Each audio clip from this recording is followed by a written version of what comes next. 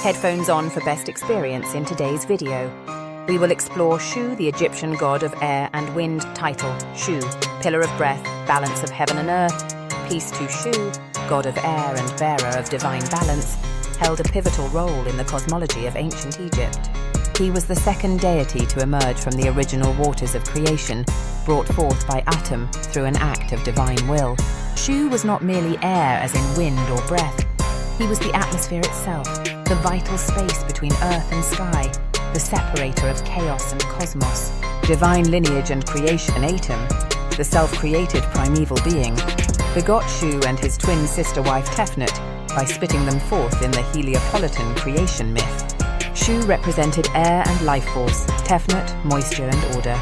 This primordial pair were the first beings to inhabit the created world, and their presence set in motion the order of Ma'at, the cosmic principle of balance and truth. Shu and Tefnut, in their divine union, gave birth to Nut, sky, and Geb, earth. This created a crucial dilemma in the early cosmic order, as Nut and Geb clung together in a passionate embrace, leaving no room for creation to thrive. Atum, in distress, commanded Shu to separate them. With outstretched arms, Shu lifted Nut into the heavens and pressed Geb beneath his feet, thus creating the world's architecture: sky above, earth below, and air, the breath of Shu, between them. Iconography and worship. Shu was commonly depicted as a regal man wearing a single ostrich feather, the symbol of Ma'at, atop his head.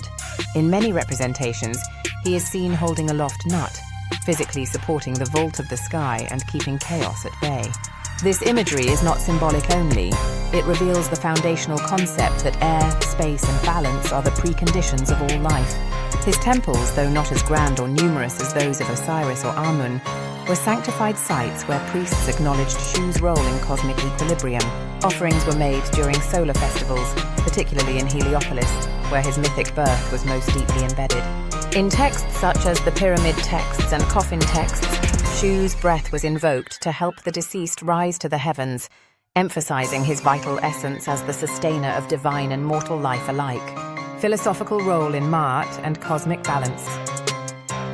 Shu's greatness was not built on conquest or kingship, but on order, stability, and the elemental necessity of space and breath. Without Shu, Nut and Geb would reunite, collapsing creation into chaos. In him, we see the ancient Egyptians' understanding of the invisible yet essential.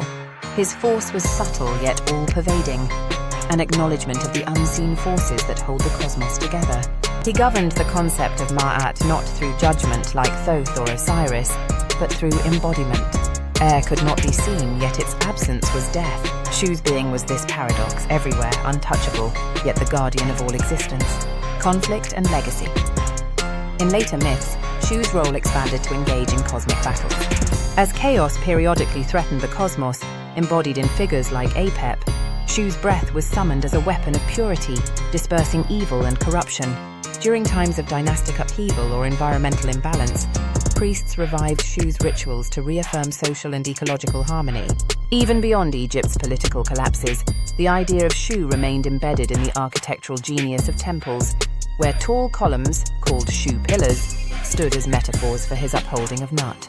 The vertical space of a sanctuary echoed Shu's function, a reminder that heaven did not fall because balance remained. Conclusion: reclaiming the breath of ancestral wisdom.